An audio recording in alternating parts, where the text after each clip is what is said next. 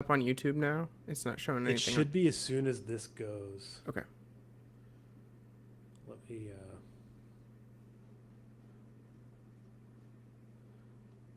Yep, it should be. I'm just Okay. checking. Yep. Cool.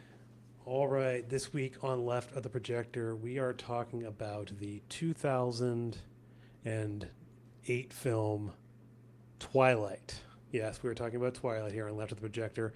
And this week I'm joined by Nathan, or Schizophrenic Reads, and he is the host of Schizophrenic Reads podcast. And back again for another episode. Thanks for joining me, Nathan. Thanks so much. I'm sorry I had to take the influencer hiatus during the strike, but I am so glad to be back, and I can't wait to talk more movies. Yes, we had talked about this, I think, over the summer, and I had, in full disclosure, I had never seen the movies until about July of this year, or read any of the books. So I was kind of like the last person on the internet who didn't know what happened at the end of this series. It was actually a surprise to me, which I feel like in this day and age is almost impressive, given. I mean, I love that for you. I have seen them all too many times. This is like the Twilight series is like my quintessential nap movie. So for like years and years, I would just like, just any random one, I would put it on and just constantly be having them on in the background while I was sleeping. So I've seen them a lot. Yeah, and so the just for anyone, well, I guess everyone has probably heard of the Twilight series. Everyone knows the main stars in this. We have Kristen Stewart as Bella, Robert Pattinson uh, as Edward, obviously, and then we have the his parents, Billy Burke, Sarah Clark as the parents, and then I guess the only other main person, primary character in this is Taylor Lautner, who plays Jacob Black, and everyone probably knows. I guess we could also mention Anna Kendrick, who plays Jessica as a kind of an earlier in her career. But as far as just the cast goes and the movie itself, and I guess I should also mention that it is based on just a little book series, also, all the same names, all very um, true to the book series by Stephanie Meyer. But I mean, you say it's kind of like a favorite of yours. Did you, in rewatching it, you said you've seen it a bunch of times, but did you, I guess for this podcast, we're looking at things from a left Marxist perspective. Like, what's your maybe first impressions on attempting to put the Twilight into that form of analysis? I think my struggle with it, watching it yesterday, specifically like looking for things to like talk about today, is like it is kind of difficult to analyze this movie in some sense because I think it's a product that I think is so bland, and I think it's like just part of that culture of the YA movement of the early 2000s that is just kind of, they're here to tell a story, and they're here to like use all of the literary tropes that they can in order to tell that story. And so it really coming across as just like this is a kind of by the numbers love story. And there's some interesting things to talk about for sure, but I think a lot of it stems from like the religious connotations, and I think some of like the more political. But there's really no like none of the characters really ever have any type of money is kind of just this absent-minded thing from this series, and so it's really like work and labor and those types of things is just kind of all forgotten about. Like these are all kind of secondary things that don't matter too much to the plot of this. um and so yeah, you have just a paranormal love story, and yeah, I need some of those sometimes.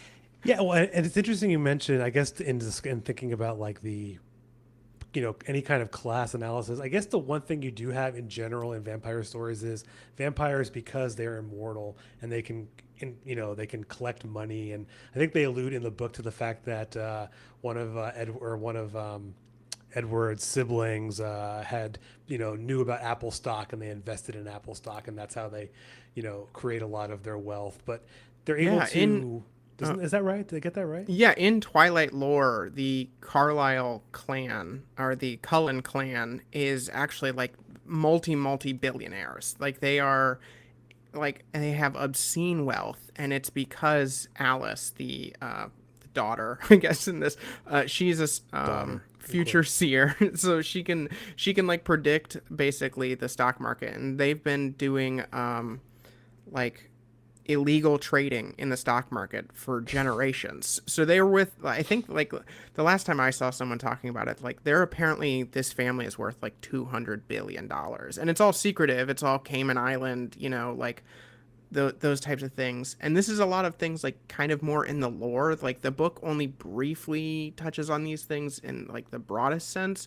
But yeah, apparently they're just insanely wealthy, and it's just like the accumulation of wealth over generations. And that's how it's also, going past the first movie, but that's also how like all vampire clans, it's just like it's a longevity game. They're all rich because they've been doing this for for Which is centuries. also no different essentially than modern times of just inherited wealth over generations from Yeah. 1800s, Oh, it's like, why do we whatever. talk So about the Walton family still? It's like they have no like cultural cachet. It's just because they're all billionaires from their grandpa. Like yeah, it's just essentially the same.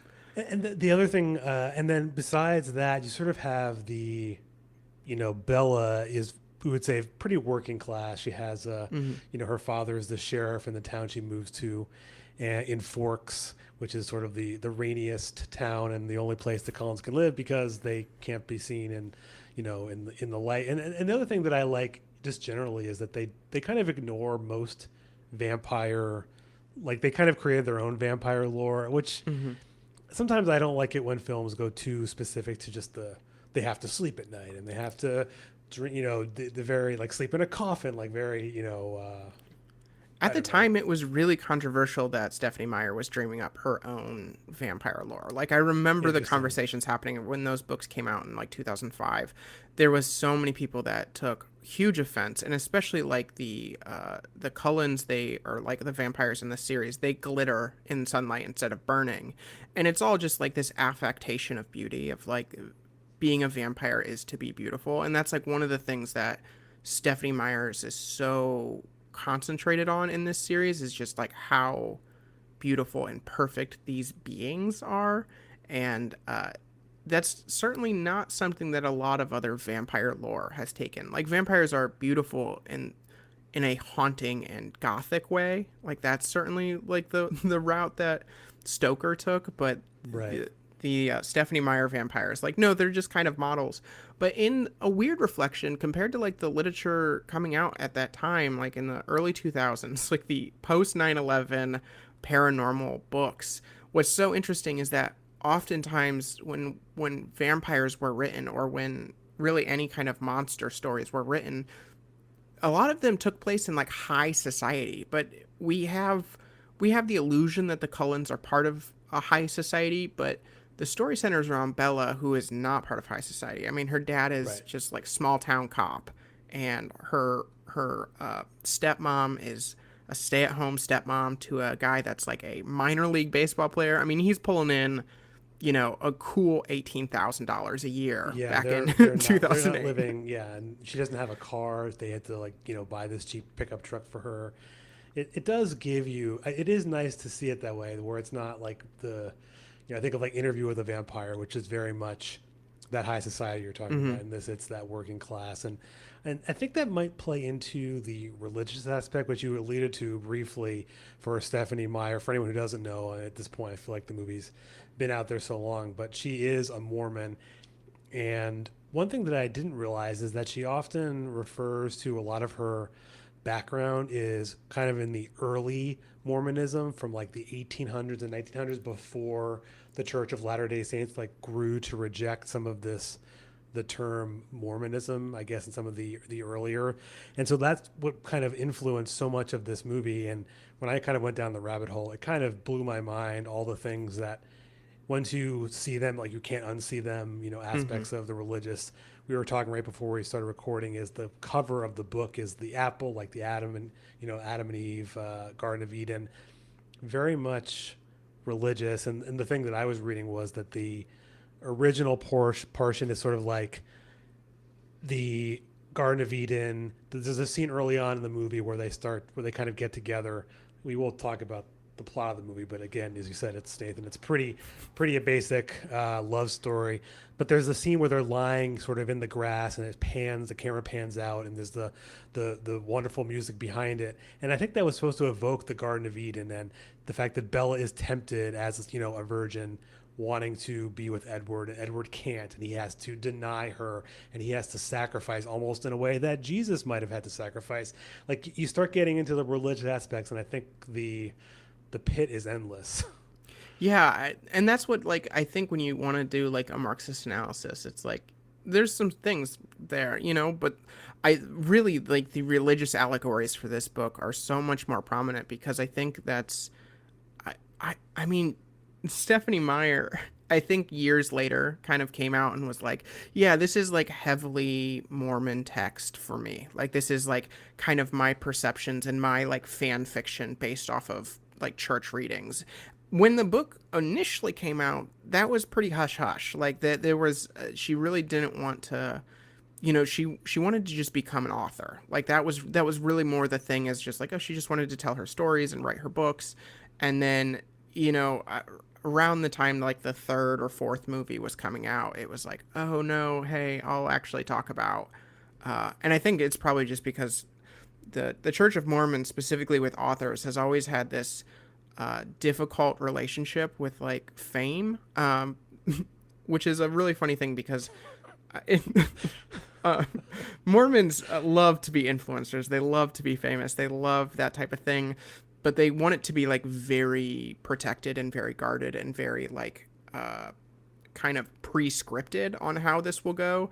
And I think Stephanie Meyer's role in her like skyrocket to fame in the early 2000s was kind of unpredictable. And so, yeah, I think there was just a lot of, I don't know, secretive nature surrounding how she was going to talk about like the religious connotations to You Twilight. wonder if the book would have been as successful if, when it was coming out, the book tour, they're talking about it as a religious. It Yeah, definitely would right. not. I'm sure that her publisher probably influenced some of that decision, and Yeah. she might have influenced it herself, knowing that. But yeah, like I said, like when you start digging into it, there's actually I found. I mean, I won't go through this whole thing, but there's an article that just basically says Mormon influence imagery runs deep through Twilight, and there's about 16 or 17 bullets of just all the things throughout, and some of them go beyond the original movie, so I won't go into all of them. But one of the first ones that I found interesting, and I think it's worth mentioning, well, two things. One is that they talk about how Bella, she doesn't really drink coffee or tea or alcohol or smoke, and it's very much sort of this Mormon teaching of not being allowed to do those things. Also, she specifically mentions in the book that she doesn't really drink or eat steak. I think when they go to the diner scene, which is also a Oh yeah. Mormon teaching. And then in the book, more prominently, she does a lot of household chores and cooks for her father, a lot in the She's book. way more domesticated. It's Exactly. it's And a that horrible is way to phrase it, but yeah, she's a very like motherly figure to her exactly. And that's father. very much like the patriarchal way of Mormonism being like the mother stays at home with Hmm. the children. And I think that they avoided that a little bit in the movie, probably intentionally. And also like it doesn't really lend much to the actual story. Honestly, it doesn't. They do show her like doing a little cooking and like being with her father, but that whole religious aspect, and like I said, I'm not going to go through all of these. They also mention sort of the Cullens being the sort of godlike. I think she refers to them as godlike and inhumanely beautiful, as you Hmm. mentioned, kind of how they sparkle in the light, and so that's sort of like this, I don't know, undead, resurrected kind of figure in a weird way. And then also, I think that they say that I think she later admits that the vampires are supposed to represent some kind of an angel in some way. So you keep going. Like I said, we don't need to harp as much on the religious aspect, but I think it influences the movie and book so much where it does make it harder to maybe pull out some of those. Well, in a lot of like vampire lore, vampires are like a lecherous being. They are preying on everyone at all times, and like specifically like in Dracula, where this all kind of stems from, is like he's in the background of the story, just trying to like victims. And you have Twilight, which is very much an affront to that type of ideology because kind of the main like plot driving factor in this movie is uh Edward is so averse to like harm. He so wants to like be a protector and those types of things, which is, this I think it perfectly stems from like Edward and the Cullens are the perfect American family. And I think like that's probably the analysis that is really also, it's very much steeped in, I think, the Mormon ideology, but it's also just like the American imagery of like what they are supposed to be. I mean, they play baseball for fun. Yeah, I was as soon as you said the American image, I'm like, they literally their big thing is that they play baseball. Well, and I think it's also like, yes, the baseball. You also have, you know, the way that they dress. These are billionaires, and they are constantly in just like business casual is kind of like how they're going to school. Like, you're just wearing a button up, at all times. But I think there's also like, I think the biggest thing to me is the setting of this story is in Forks, Washington, and for what I remember, I think she said it there. Literally, just like Googled rainiest place, and like that's what it was, and so there wasn't like, I don't think, like huge planning, but I don't think there's any mistake that this takes place in a small town. And I mean, I think that's like, in the way that I kind of perceive like the ultimate American image is like it is very small town driven, and I think like having the Cullen clan migrating from small town to small town, specifically around America, like in Alaska, in Oregon, in Washington, like they're really trying to be creating something, especially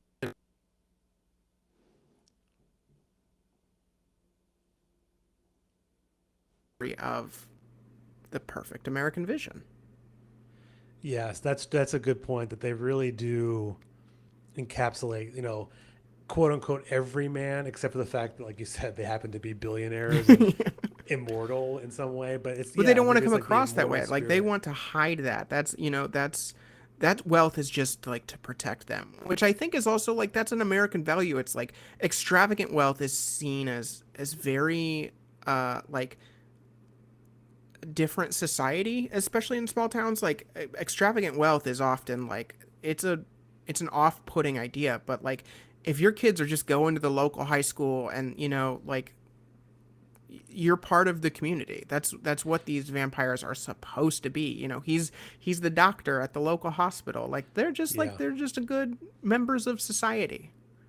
Yeah, the only thing that they really ever see the town sees as wealth is, I think, their cars, because they drive like a Volvo and a Yeah. like a Mercedes, But a a sensible convertible. car. Like they're billionaires. Like they could be rolling up in their Porsches and Lamborghinis, But but he's their got a whole thing is Volvo, like not being discovered. So he drives the safest hatchback.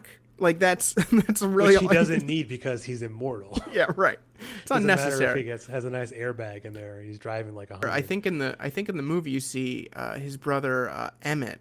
He drives a Jeep Wrangler, which that's that's country. Like that's what we like to see out in the country. Just your nice Jeep Wrangler. Just because I'm thinking about this, one thing that I don't know if you noticed, and I also just watched the movie Edward Scissorhands, but Jasper, the other, I guess the newest member of their quote unquote family, to me he looked like uh, the Edward Scissorhands character, Johnny Depp. Like he had the same like He's hairstyle got and like the vibe. sunken cheeks and stuff. It's the very like Burton-esque vision of the Gothic, I think. But no, the one standout thing about this Twilight movie versus the other Twilight movies is the makeup. And if you've watched the series past the first one, they don't do it as heavily, but specifically like the scene I've always loved when Carlisle makes his appearance in the movie, like in the hospital when Oh, Bella gets he's a concussion. draped in makeup. He like shiningly white. Like it's startling, and I think like obviously you don't even have to make like a smart analysis to be like, oh, here's your like Jesus heavenly, like imagery of like Saving just people pale literally. white. Yeah, right. Yeah, I hadn't considered him that because some of the things I said kind of encapsulate Edward as kind of being like this Jesus-y kind of figure, but I guess you could see it a different ways. So I guess since we talked about the Cullens, I mean there is some of the sub characters as Bella's friends, but I think the other piece that unfortunately is much deeper in the later movies, but is we have Jacob, who is from Mm-hmm. he's an indigenous Native American living, on a reservation nearby the town. And I think that that part of this kind of the setup, you only really have a couple of characters. You have his father who comes to visit, who's friends with Bella's father. So I don't know what you thought about the role that the indigenous population plays. And then I'll mention something where I kind of was looking at how Mormons see Native Americans, and it's Mm-hmm. very interesting.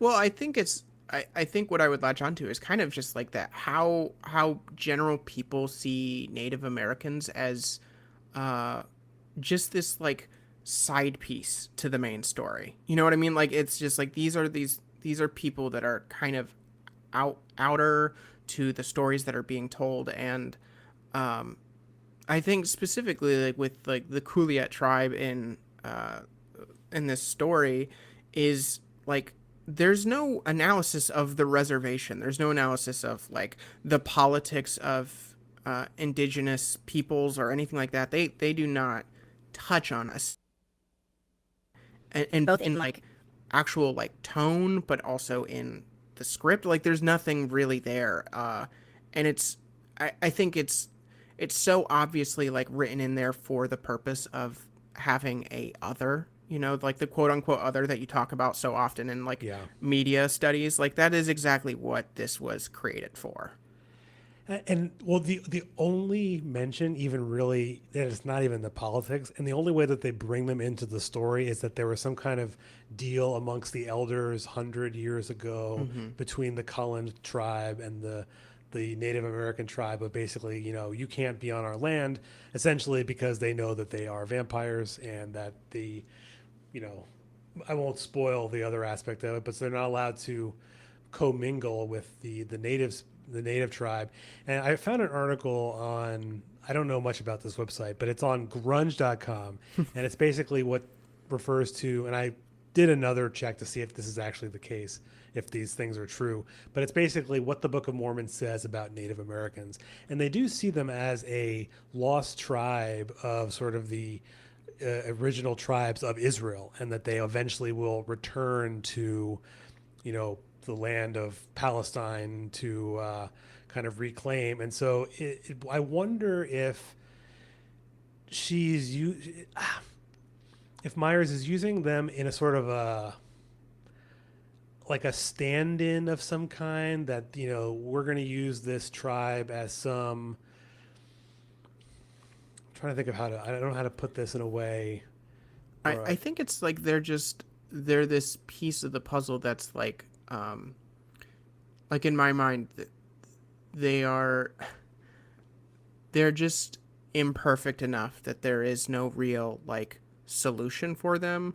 And the solution for them, I think, and specifically how the series goes on, is like they can maintain some sense of immortality. And that's what the whole series is about. It's about like it's the attachment to the immortal. It's an attachment to like life beyond the high school, life beyond, whatever. It's remaining forever. And it's like as long as the tokenized indigenous people can like maintain their specialness, then like yeah, they can have a little bit of the story, but they can never be the central characters to the story. Like they right. can just always be on the outside of what we're really trying to accomplish here. And what we're really trying to accomplish here is uh, vampire conversion. We're trying to get people to want and desire the immortal nature of So beauty of okay, that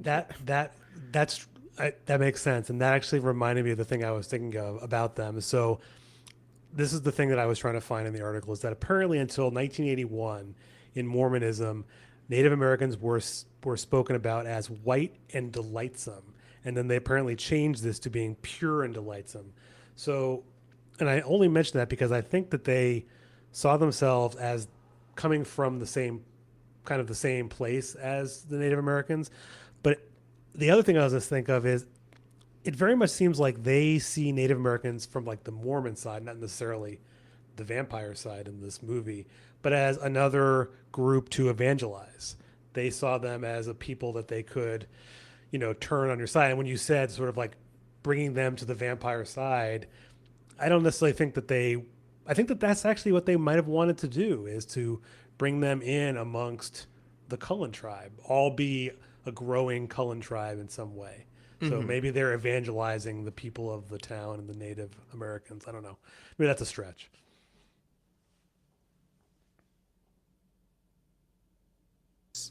There is like an evangelical nature, which evangelical is, more the Christian. I don't know what the evangelical word in Mormonism, other than just Mormonism, but yeah, I think that's definitely part of it. And Stephanie Meyer has like historically had a really difficult, uh, because of her own faults, but a difficult relationship about like race and nationalities and ethnicities because her beautiful imagery that she had tried to capture, and she did it only ever so explicitly, is like the perfect whiteness, and is what like these vampires are supposed to be. And like I really can't reiterate again, like the purpose of these vampires is immortal beauty. It's like the perfect capturing of youth, of like of literal aesthetic beauty is what she is so ambitious, or what is like the driving force. But it's also weird because I find Bella to be this confounding character because you have this you could really talk about like the material aspects of the love triangle that people love to talk about with between Team Edward,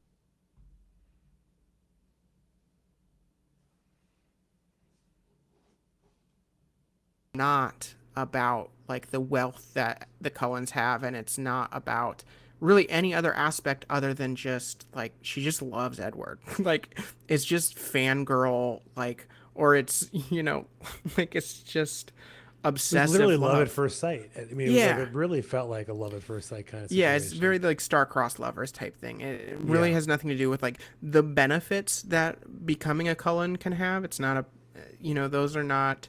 Um, I mean, I think even her wanting to become like immortal is really like situated around like she just wants to be with Edward. Like it's not so much about the assertion of the vampire life. It's like no, it's just like that's the only way she Well, can she have it. eventually would lose him, Yeah, and that can't be you can't possible. have that. Well, I mean, also just in general, like the idea of love triangles in movies or in books too is a pretty, tried and true trope. But you don't really get that much in the first movie. It's primarily just No, Edward and Bella, and her character, her like persona is very much the gives Edward like this perfect ability to be like the savior too. You can maybe say like kind of like a white savior in some sense. yeah. She's very clumsy, which they really dig into even more in the books. Like she can't like play volleyball. She runs into things. She's falling down. She can't dance. All of this stuff, and he's always there to save her. And it also makes it seem like she is helpless in a way that's a little bit sometimes a little bit. She's so naive too. Like Yes. it's like it's just a Druin point that she is in every way childish. Like she's clumsy, she's naive, she's innocent. Like that's a really driving home point in this. In Twilight lore as well. Is like she's just very young. It's like really like the capture that you have of the character of Bella. Yeah, and so this was something I think maybe we might have mentioned before in a discussion. And I wrote this in my notes. And the first time I saw the movie, I saw this is so to I guess we vaguely brought about the kind of the plot is that Bella moves to Forks. She becomes immediately infatuated with Edward after kind of having this very strange encounter in their science class. He's obviously needs to eat, and he is out of sorts, and eventually she ends up saving him from getting hit by or getting hit by like a truck in the parking lot. And this when you mentioned the scene where they meet the father for the very first time at the hospital. But the first thing that Edward starts to tell Bella is like, "Oh, you didn't actually see me like speedily run across the way. Like what you saw didn't happen." And I wrote down and I thought like he's kind of gaslighting her in a weird way.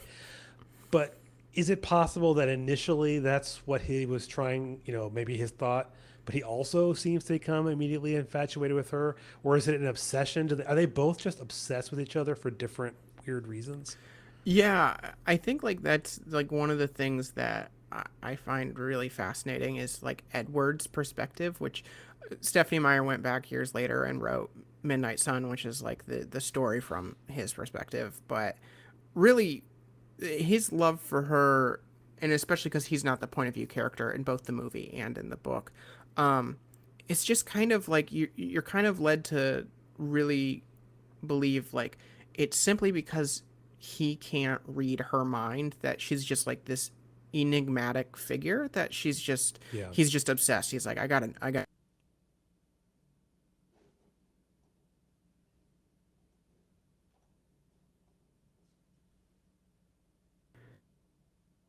and so I think there's just some level of like kind of mystery with that.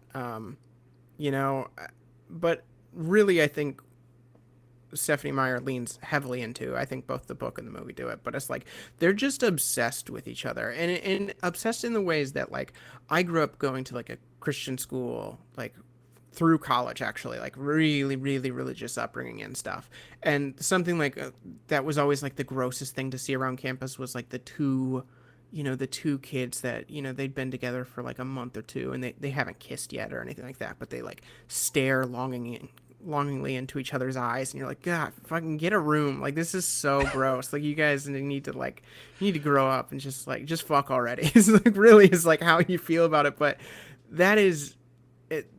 That's what the Edward and Bella couple is supposed to be. They're supposed to be that like they're not gonna have sex. They're not even gonna like kiss too many times. Like they gotta really respect each other's bodies and each other's boundaries and like the it's just like the kind of the I think the imagination of like sexual tension, and it's like it's very misguided from the start of the series, but that's really like where you would say the I don't know the passion comes from. It's like Yeah. the passion is also just there because there's no ascertaining of the other person. Well, and it's very much encapsulates how Edward. I mean, the way they almost put it off as that Edward has to um, restrain himself. You know, Mm-hmm. he very much wants it, but Yeah. has to restrain himself and be the good good person and not force it upon her. And then there are other times where they kind of reverse it, where it seems like Bella is the one that's kind of restrained. It does strike me as a good encapsulation of that. Well, it's You so strange, especially like the way that I grew up. And maybe like Mormonism has a little bit, and I wouldn't think so. I don't really believe this, but maybe they do. I'm just like trying to protect myself from some level of ignorance. But I think the gender dynamics of like Bella is down bad this whole series for Edward, and like in my Christian upbringing, like that was like one of the taboo natures of Bella was like, man, she just really wants it, and you're like, oh, you like girls are not supposed to want it. Like right, the imagery of Edward of being like he he's doing the right thing by stopping himself from taking it or whatever, like however language you want to use, that's all like gross and disgusting, but like he's doing the right thing because he has the ability to take it. He can take it, but he chooses not to, and that's what makes him like a good character. But like Bella, compared to like what I was taught, like she should not be wanting it this bad. And like I think that's obviously what church moms like latched onto, and they're like, oh yes, like you love to see fucking 17-year-old like wanting some D, and like they just thought this was such a like, ooh, this is so taboo, and you're like, oh well, god. they have the scene where she's in her bed and she has the dream, and then like the next like the voiceover is, that was the first time I dreamt about Edward. Yeah. It's very very the creepy.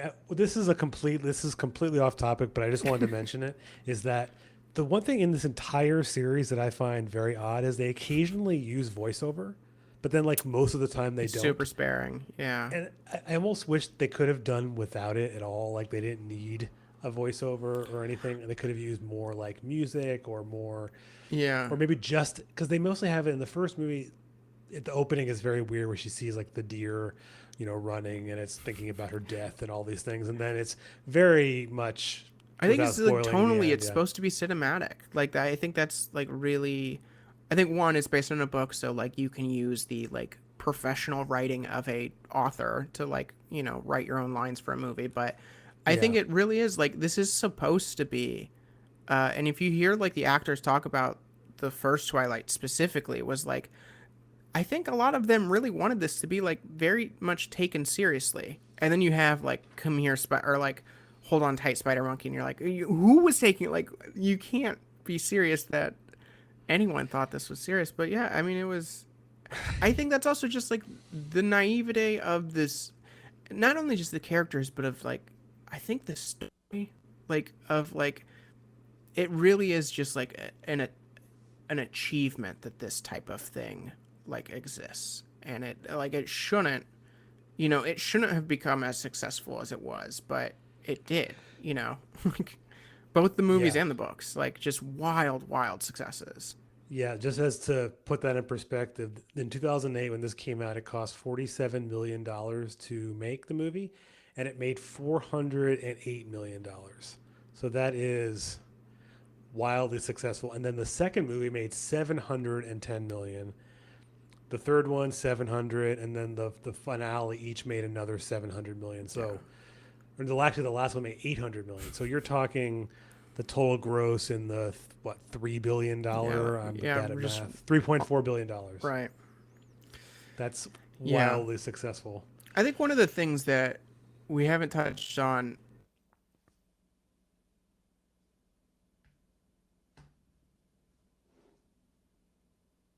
ways that we like perceive cops uh, is like a very heightened thing that we think about now, especially like with 2020 happening and it's conversations that I think almost everyone has like had in real life and like we continue to have and like every news cycle has some like cop violence or some like thing that we are talking about as a culture Yeah.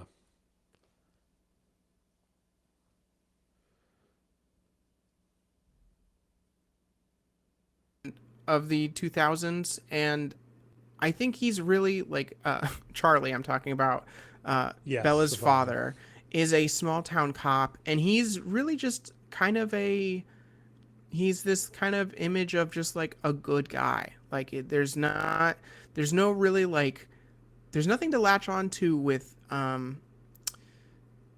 him being a cop either. And I think like we want to like in the background go like a cab to like the character of Charlie, but like the way it was written in the way like he's just a small town worker is kind of how this story takes Charlie's role. And he's not super cop. He's not highly proficient. He's just kind of doing a job. And that's not like me trying to be like liberal and be like, oh, he gets a pass. But it's like there really is like there's nothing political to latch onto in the way that Stephanie Myers approaches the story of having a cop be kind of in the family or anything like that. Like it's very small town, and in a small town there's only 30 jobs. Like Yeah. like you're in the Pacific Northwest. You're a logger. You're a cop. You're a truck driver.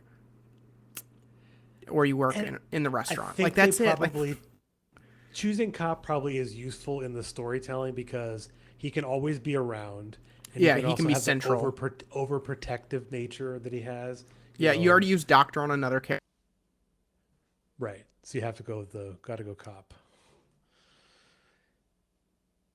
character, and so what are you left with Charlie like as a like reputable member of society? Like cops really like the only it was either that or probably like high school principal, and that was had going for like that. I don't think Stephanie Meyer probably has even at that point when she was writing had really any inclination of like that having any bit of controversy and not even just that but like there's no statement trying to be made here which is like No. kind of frustrating because you wish you could really like hammer something into like the analysis of the story and it's like no he just goes to work and he comes home and he drinks beer like Well, he is watches a baseball. stereotype yeah yeah exactly like he's just a stereotype like really And I think like Well, every character in some senses, like the yeah, most they do profound have versions very of them are stand. There's a stereotypes. lot of stereotypes, like sort of like the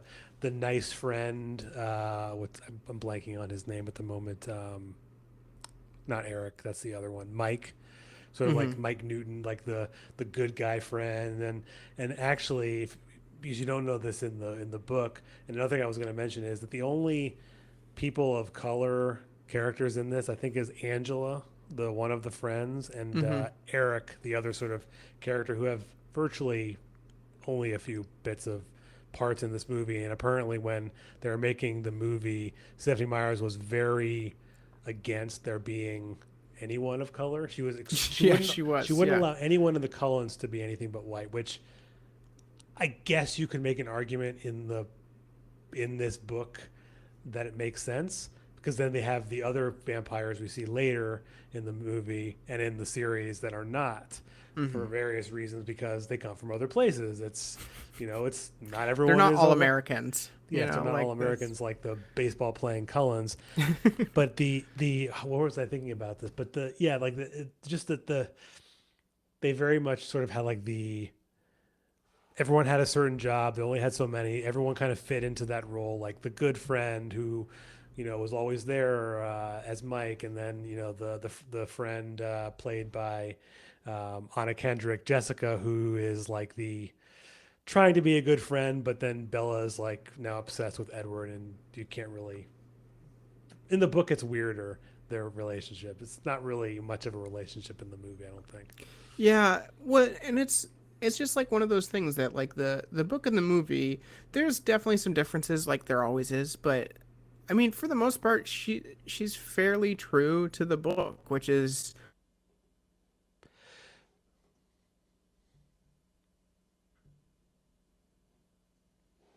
since this movie is such a like uh profound hit is the soundtrack for it.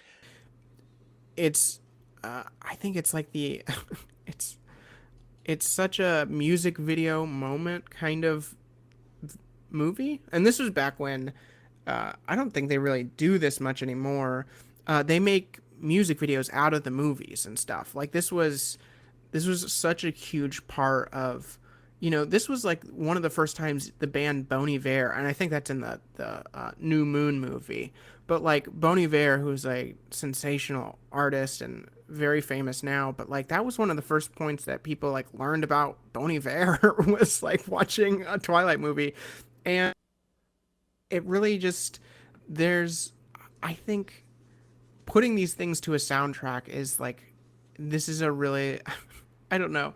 The way I've tried to think of this is like it's very um I've always thought of it like Midwest Mall. Like it's very it's like what can you do in what can you do in like American cinema to like make it known that this is like cool and hip and this is like what things should be. It's like yeah, just there's not really a lot to remark on. It's just like this movie's got sweet fucking tunes. Like that's really like And especially in every like intro to scenes, like when she arrives at school, and when they mm-hmm. are arriving at the when she's going to the Collins house, they have lots of nice interludes. And it's funny, I was just looking up the soundtrack, and this is also for anyone out there who remembers, like when you would buy albums on iTunes, there are actually iTunes bonus tracks that you could get. So if you bought the soundtrack on iTunes, there was a bunch of extra songs, which I think is like that doesn't the idea of that existing, like hidden tracks on CDs or just bonus tracks, like there's not a thing anymore. But there were two singles A released from freshman. the soundtrack. Yeah. Right. And like released along with the trailer and stuff. I remember going out with some friends and going out to like the local CD store in my small town and buying the Twilight CD. Like it was a moment. Like that's what Yeah, it had the two singles were Decode by mm-hmm. Paramore, and then Go All the Way into the Twilight, which I think I don't. It's Perry Farrell is the artist for that one. So yeah, I mean the soundtrack is very fitting. I don't know if I could. I mean that's very like a really crappy analysis, but like it does fit the movie perfectly. You couldn't, especially given Well, 2008. Well, I think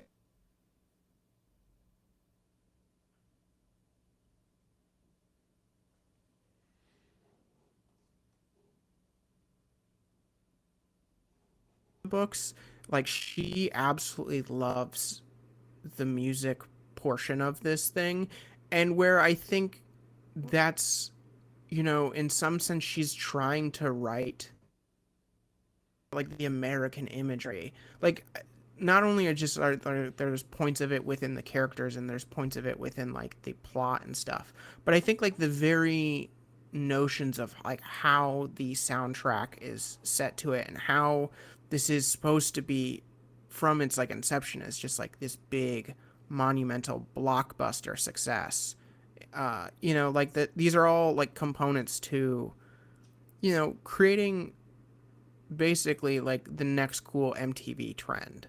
Yeah. It's like really is like kind of how this was. I mean, I remember watching VH1.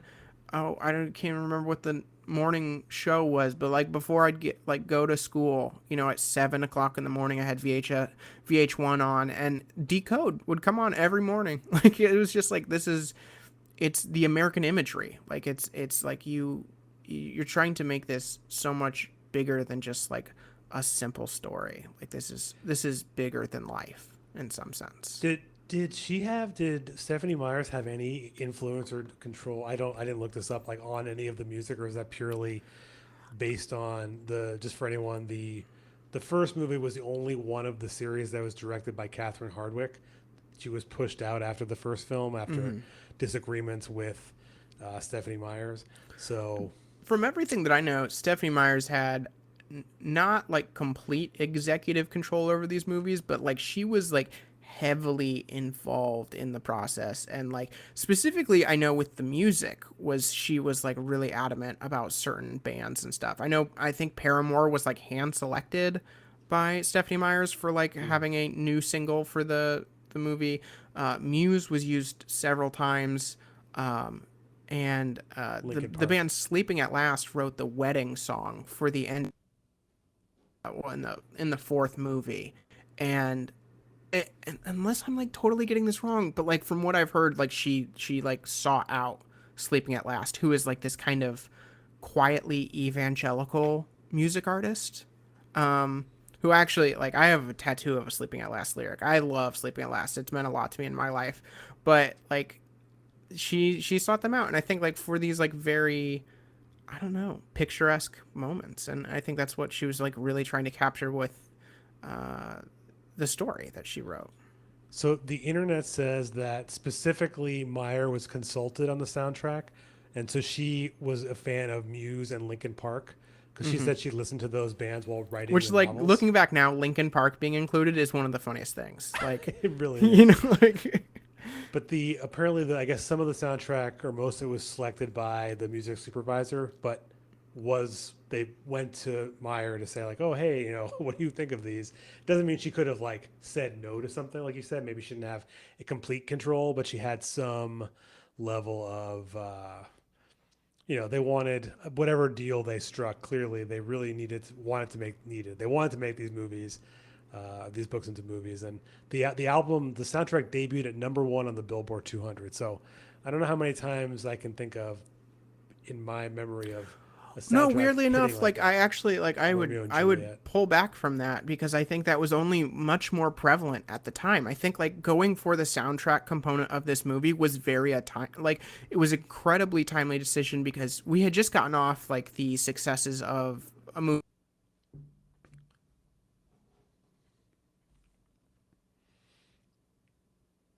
Brother Where Art Thou was on the Billboard chart for I think it was like 5 years, 6 years or something. That Like, was a great soundtrack. yeah, right. But like, I think we've as a culture kind of lost the soundtrack nature of movies in some sense because, there's still great soundtracks being produced. Don't get me wrong, but not many of them make the cultural impact or not even the cultural impact, but like the condensed impact that they used to because movie soundtracks that was a big fucking deal back in the early 2000s. Yeah, I mean, even yeah, it's funny. I was just looking up. I was trying to see if I could find, all the soundtracks that have debuted that high, and a lot of them were like going back even further, like the 60s, 70s. But then you have like things in the 90s, early 2000s that hit that, like the Forrest Gump was another one I was what Hmm. is on that list. Twilight is on this list. It was only on for 1 week, but it was in the top 200 for 95 weeks. Wow. Like, that's crazy. Yeah. And But it, I I think mean, you're it's right, not though. surprising. I think what Stephanie Myers is going for, and what the specifically, I think the first Twilight movie, even more than like the succeeding films, is going for like, I don't know, of like digestible, like consumerist quality. Um, like, I mean, there's so many like the I don't know, and maybe this is just like a naive take, but like there's so many scenes of just like they want to throw in something small into the plot, and so Bella goes shopping. Okay, so like that's a whole bit of the movie, and I think it's like trying to like ascertain all of the points of like the perfect American story is like kind of how Stephanie Myers is really going for it. Is like we got the great soundtrack, like you're in a cool, fun high school where all of your friends are like fun and interesting and unique, and there's these cute boys, and so much of like other YA literature is about like the faults in the system, and like, about like these like, I don't know, impending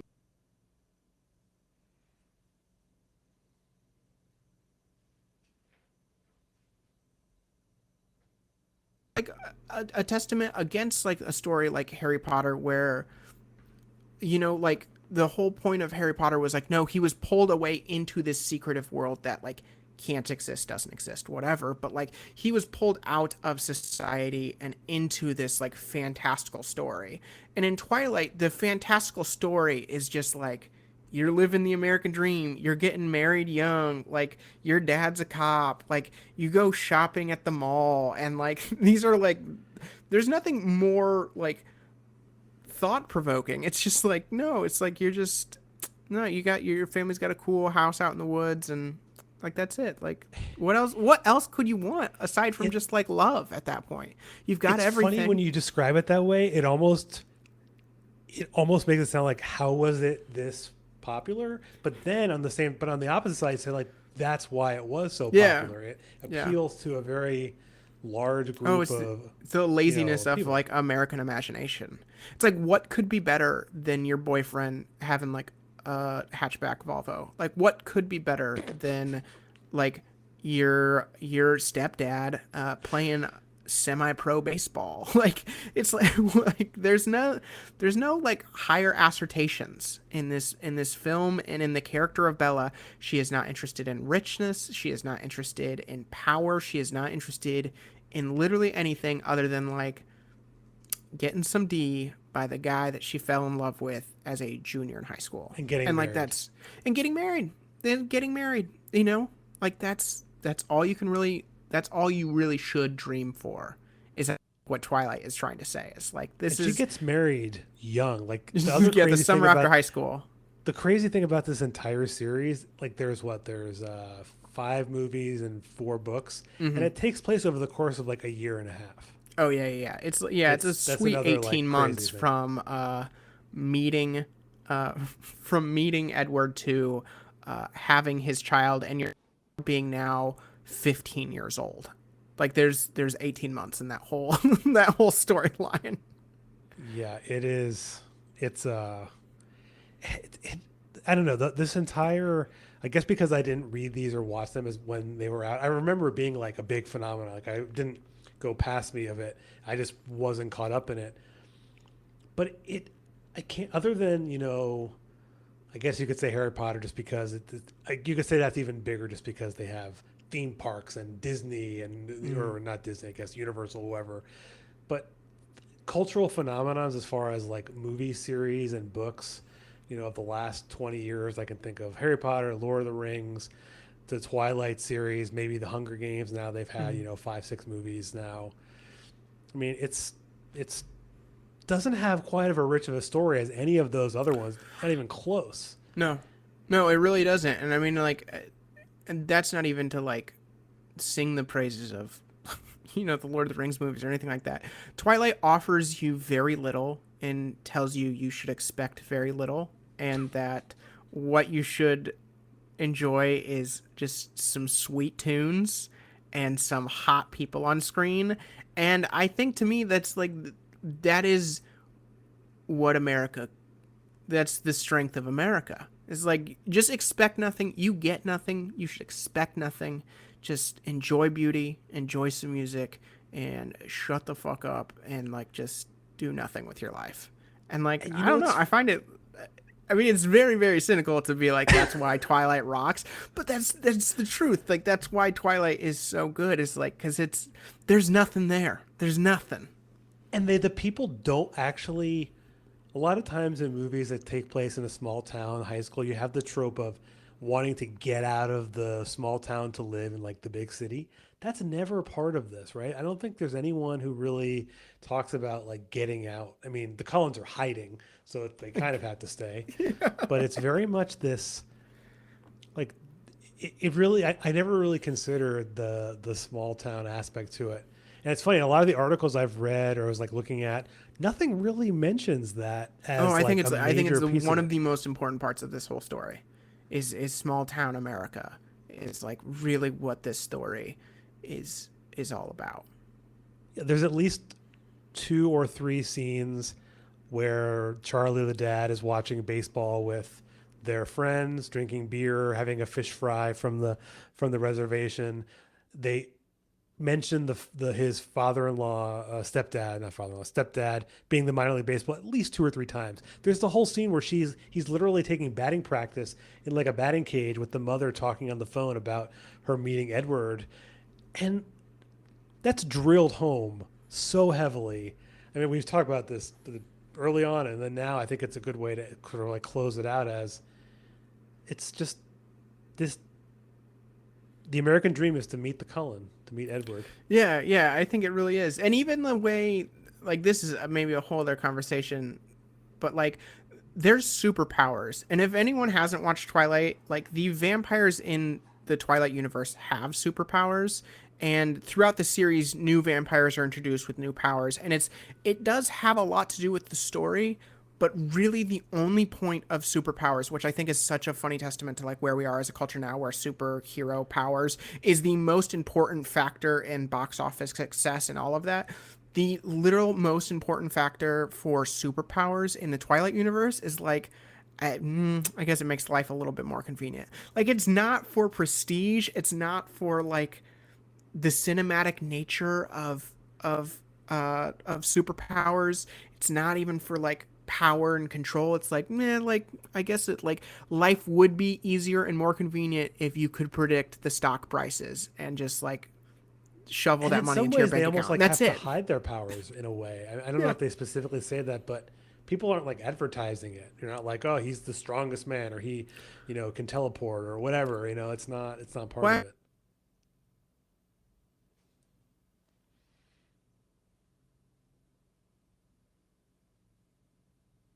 if they chose to live in this small town with you, like, they must be good folks. That's why you live here. So that must be why they live here. And there's no like air of mystery. It's like, no, we're just, And no one really questions the Cullens. Like,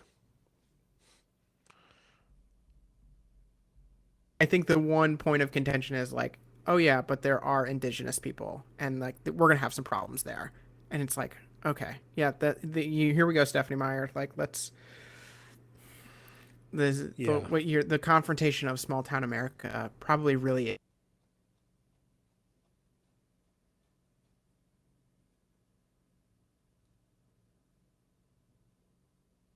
kind of collectively gets together and is fine. But really, that's like from the first two movies, like that's the huge point of tension. Is like they're not part of our group. They're not part of our culture. Like they're not who they should be. It's kind of like how it's written, and so yeah. But yeah, I mean, I generally think, yeah, I think this is the Twilight series is a lot more about we didn't even really talk about purity culture, but it's really just about purity culture in small town America. Like that's how I've always really seen this series. And after watching it now, thinking about talking about the Marxist perspective, there's just not that much to latch onto with like the economic or with the like historical materialism. It's really just like, no, she wrote a thing about like the perfect America and the perfect love. And like both of those are just small town America. Yeah, just the perpetuation of the white supremacy, Yeah, patriarchy, led by literally like the most beautiful white people you could ever.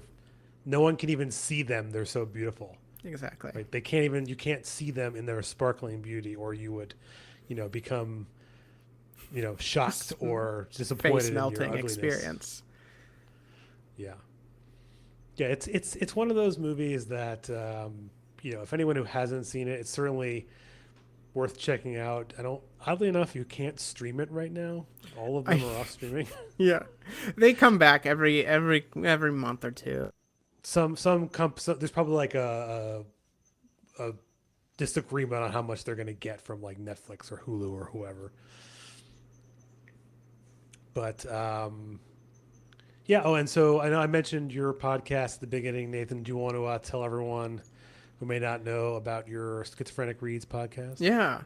So I run the Schizophrenic Reads podcast. I interview authors and other readers about nonfiction. I'm a book influencer, so I read a lot of nonfiction, and we just talk about books. So that's on my TikTok and my Instagram and my podcast. It's just any place that you want a new nonfiction book recommendation, you can go find it at any of those places.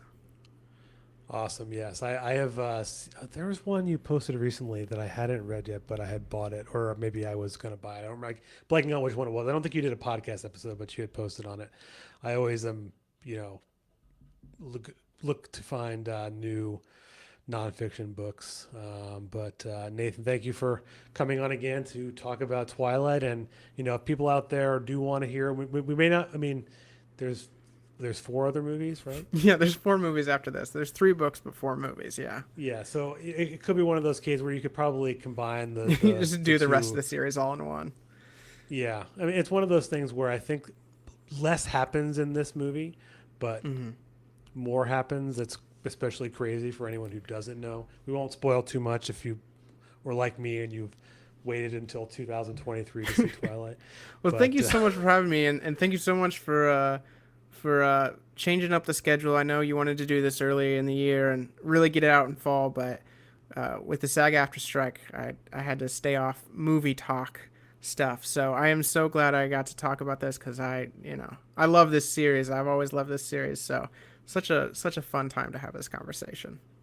absolutely, yeah, Nathan, we'll probably come back for other installments of Twilight or others. I know I won't say some of the other films we were talking about potentially doing, but there'll be lots to talk about. And I never say this, but if you want to suggest films, you can send me a message or an email at left of the projector pod at Instagram, left of the projector at gmail.com. And also follow my letterbox. I think you also may have a letterbox. I don't know if you want people to follow you. I've only recently started telling people to follow my letterbox, which is very stupid considering this is a movie podcast, but you can also follow Left of the Projector on Letterboxd. And thanks again, Nathan, for joining. Thank you. Awesome. Well, you can listen again to this podcast, Nathan Podcasts, on all the podcast places, and we will catch you